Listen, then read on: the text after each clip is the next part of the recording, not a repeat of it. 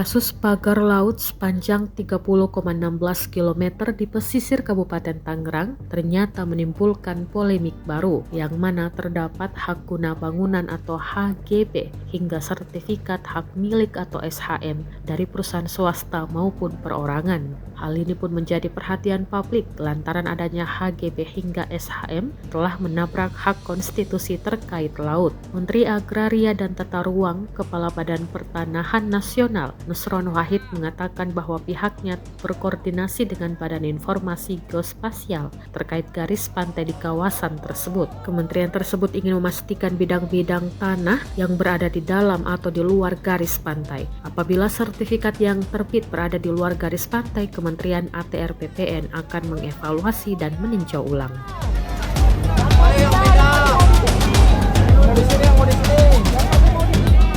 Mengenai masalah garis pantai yang ada di kawasan desa Pohon tersebut, apakah sertifikat bidang tersebut berada di dalam garis pantai atau di luar garis pantai?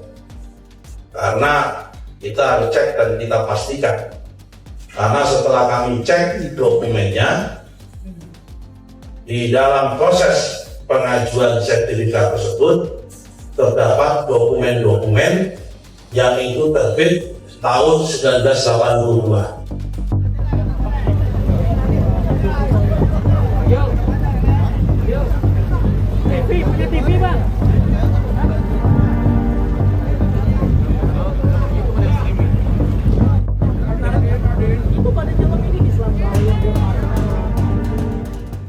Download Tribun X sekarang, menghadirkan lokal menjadi Indonesia.